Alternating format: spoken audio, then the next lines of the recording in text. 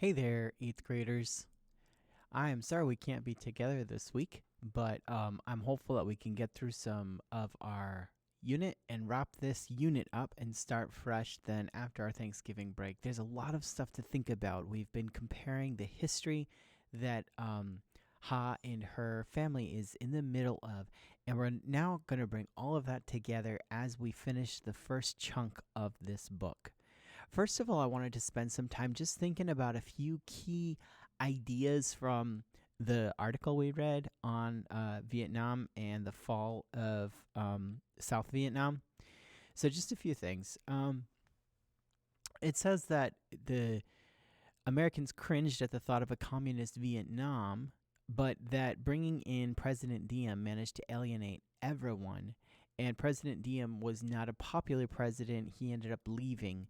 And so they were left in South Vietnam without a strong leader, without the Americans to support them and keep back the Vietnamese from the north with Ho Chi Minh's people, and they're stuck.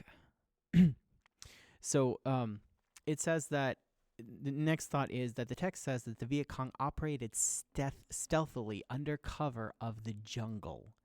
In this context, the word operated, it means to act or to function. And we talked about who the Viet Cong were and how they fought. They used guerrilla warfare tactics to jump out and surprise the South Vietnamese and leave. We read in the poem that they actually had a Viet Cong bombing. He was actually a member of the South Vietnamese Air Force, and he bombed his own Capitol building, the presidential palace, because he was actually a Confederate. He was actually on the other side. So the Viet Cong were an elusive enemy, meaning that it was easy for them to escape. And then finally we come, and this is an important date, 2 years later, on April 30th, 1975, columns of North Vietnamese soldiers entered Saigon, meeting little resistance from the demoralized South Vietnamese army. Now, demoralized means without morale, without hope, without energy, because so many people had been lost. The French and then the Americans abandoned them, and now the Vietnamese come in, and the North Vietnamese come in, and there's little resistance. The South Vietnamese have no fight left to give the communists and Ho Chi Minh's people. So that's kind of a bit of a thumbnail sketch of where we are as we come into our book here. Here's our book, Inside Out and Back Again. And I just want you to picture not just Ha and her family, which we'll get to in a minute as we start reading, but picture where the people of South Vietnam are left. They're demoralized, they're frustrated, they know that they're losing, and the communists are coming in to take over South Vietnam. That's where we are. As we now turn, and let me pull up my my book here. That's where we are as we turn to our poem and our novel. So we read last time, we read Closed Too Soon. A siren screams over Miss Jean's head. And remember what voice, remember what was closed? It was the school. And it talks about how Ha is very disappointed. It closed too soon because she wanted to be able to get solve the riddle so she could get the sweet potato plant sprouting in the window. She says, I want to plant it beside my papaya tree. I guess you can't quite see this. Let me shrink it down just a little bit. I want to plant it beside my papaya tree. Do you remember how profound the papaya tree, how often it pops up for her in this story? This is important to notice, and we'll talk a bit about this during our in the assignment that we'll have on Google Classroom. But just remember how important plants are to her and her papaya tree, where vines can climb and shade ripening fruit. So now we have the poem Promises. This is not on page 236. I'm not sure why it says that. Let me pull it up here. This is on page of your book. It's on page 41, and we're going to read several poems now. Page 41, Promises.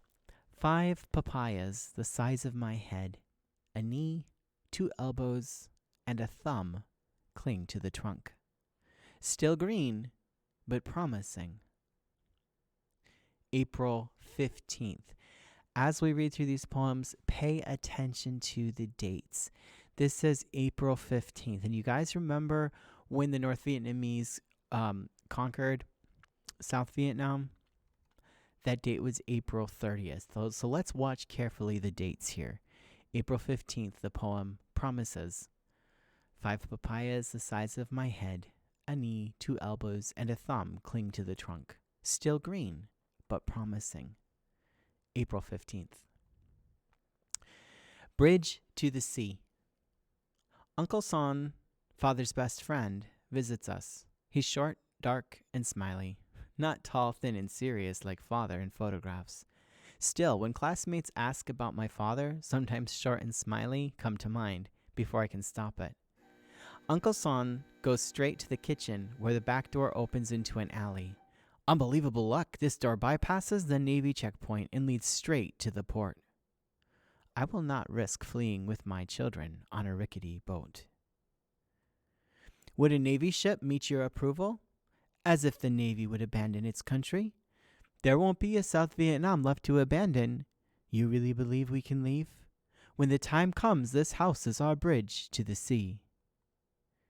April 16th. Note how they set off in this section, the two sections of almost like dialogue in this poem. Let's look back. He says, Uncle Son, this door bypasses the Navy checkpoint. And then somebody else, who do you think it might be? I will not risk fleeing with my children on a rickety boat. Would a Navy ship meet your approval? As if the Navy would abandon its country? I want you to pause and think, who is answering the second part of this dialogue with Uncle Son? Who is the other half of it? Next poem. Should we? Mother calls a family meeting. Ong Xuan has sold leaves of gold to buy 12 airplane tickets. Banam has a van ready to load 25 relatives toward the coast. Mother asks us, should we leave our home? Brother Quang says, how can we scramble away like rats, without honor, without dignity, when everyone must help rebuild this country? Brother Koi says, what if father comes home and finds his family gone? Brother Wu says, yes, we must go. Everyone knows he dreams of touching the same ground where Bruce Lee walks. Mother twists her brow. I've lived in the North. At first, not much will happen. Then suddenly, Quang will be asked to leave college. Ha will come home chanting the slogans of Ho Chi Minh, and Koi will be rewarded for reporting to his teacher, everything we say in the house. Her brow twists so much, we hush. April 17th. Shh. Brother Koi shakes me before dawn. I follow him to the back gardens. In his palm chirps a downy yellow fuzz just hatched. He presses his palm against my squeal. No matter what mother decides, we are not to leave. I must protect my chick, and you, your papayas. He holds out his pinky and stares, until I extend mine, and we hook. April 18th. Quiet decision. Dinner time, I help mother peel sweet potatoes to stretch the rice. I start to chop off a potato's end as wide as a thumbnail, then decide to slice off only a sliver. I am proud of my ability to save until I see tears in mother's deep eyes. You deserve to grow up where you don't worry about saving half a bite of sweet potato. April 19th. Early monsoon. We pretend the monsoon has come early. In the distance, bombs explode like thunder slashes light in the sky. Gunfire falls like rain. Distant, yet within ears, within eyes. Not that far away, after all. April 20th. I'm going to ask this question as well. What is a monsoon? The president resigns. On TV, President Thieu looks sad and yellow. What has happened to his tan? His eyes brim with tears. This time they look real. I cannot no longer be your president, but I will never leave my country, my people, or our country. Mother lifts one brow. What she does, when she thinks I'm lying. April 21st. Watch over us. Uncle Son returns and tells us to be ready to leave any day.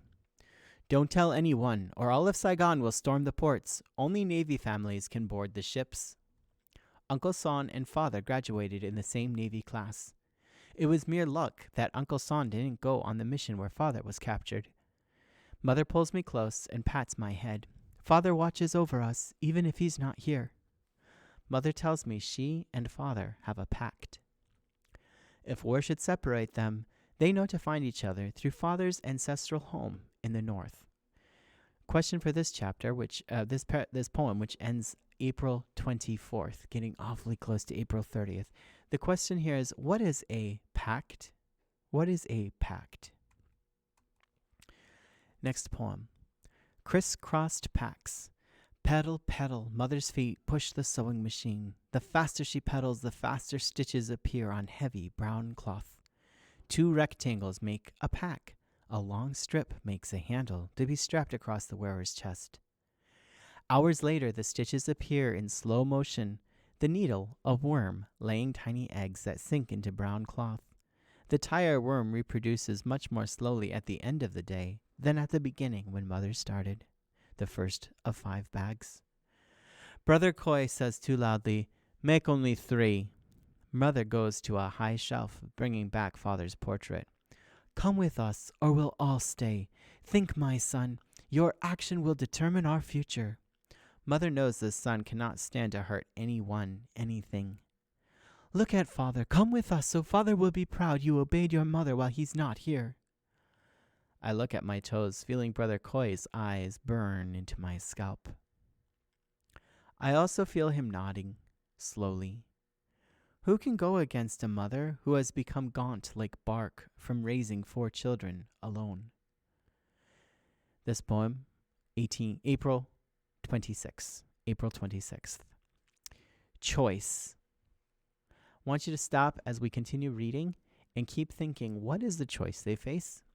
Into each pack, 1 pair of pants, 1 pair of shorts, 3 pairs of underwear, 2 shirts, sandals, toothbrush and paste, soap, 10 palms of rice grains, 3 clumps of cooked rice. 1 choice. I choose my doll once lent to a neighbor who left it outside where mice bit her left cheek and right thumb. I love her more for her scars. I dress her in a red and white dress with matching hat and booties that mother knitted. April 27th. The question here that I want you to ask on April 27th, this poem, what is the choice they are making? Left behind. 10 gold-rimmed glasses Father brought back from America where he trained before I was born. Brother Kwang's report cards, each ranking him first in class, beginning in kindergarten. Vines of bougainvillea, fully in bloom, burgundy and white, like the colors of our house. Vines of jasmine in front of every window that remind Mother of the North. A cowboy leather belt Brother Vu sewed on Mother's sewing machine and broke her needle. That was when he adored Johnny Cash more than Bruce Lee. A row of glass jars Brother Koi used to raise fighting fish. 2 hooks in the hammock where I nap. Photographs. Every tet at the zoo, Father in his youth, Mother in her youth. Baby pictures where you can't tell whose bottom is exposed for all the world to see. Mother chooses 10 and burns the rest. We cannot leave evidence of Father's life that might hurt him. April 27th. Evening. Wet and crying. My biggest papaya is light yellow, still flecked with green. Brother Vu wants to cut it down, saying it's better than letting the communists have it. Mother says yellow papaya tastes lovely dipped in chili salt. You children should eat fresh fruit while you can. Brother Vu chops. The head falls. A silver blade slices. Black seeds spill like clusters of eyes, wet and crying. April 28th. Sourbacks. At the port, we find out there's no such thing as a secret among the Vietnamese. Thousands found out about the Navy ships ready to abandon the Navy. Uncle Sans flares, elbows into wings, lunges forward, protecting his children. But our family sticks together like wet pages. I see nothing but backs, sour and sweaty. Brother Vu steps up, placing Mother in front of him and lifting me onto his shoulders. His palms press brothers Kwang and Koi forward. I promise myself to never again make fun of Bruce Lee. April 29th, afternoon. 1 mat each. We climb on and claim a space of 2 straw mats onto the deck, enough for us 5 to lie side by side. By sunset, our space is 1 straw mat, enough for us 5 to huddle together. Bodies cram every centimeter below deck, then every centimeter on deck.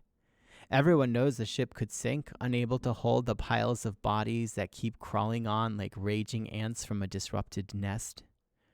But no one is heartless enough to say, stop. Because what if they had been stopped before their turn? April 29th, sunset. Again, just want to remind you, Saigon fell to the North Vietnamese on April 30th. In the dark, Uncle San visits and whispers to Mother. We follow Mother, who follows Uncle San, who leads his family up to the deck and off the ship. It has been said the ship next door has a better engine, more water, endless fuel, countless salty eggs. Uncle San lingers without getting on the new ship. So do we. Hordes pour by us, beyond us. Above us, bombs pierce the sky. Red and green flares explode like fireworks. All lights are off, so the port will not be a target. In the dark, a nudge here, a nudge there, and we end up back on the first ship, in the same spot, with 2 mats. Without lights, our ship glides out to sea, emptied of half of its passengers. April 29th, near midnight. Saigon is gone.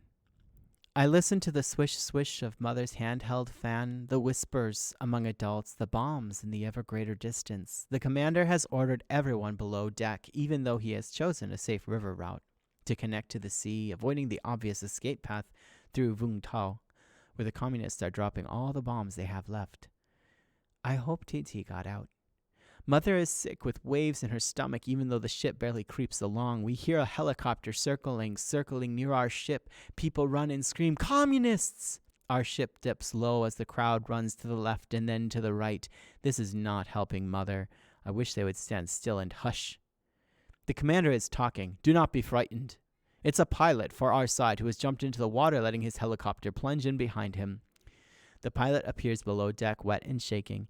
He salutes the commander and shouts, "At noon today, the communists crashed their tanks through the gates of the presidential palace and planted on the roof a flag with 1 huge star." Then he adds what no one wants to hear.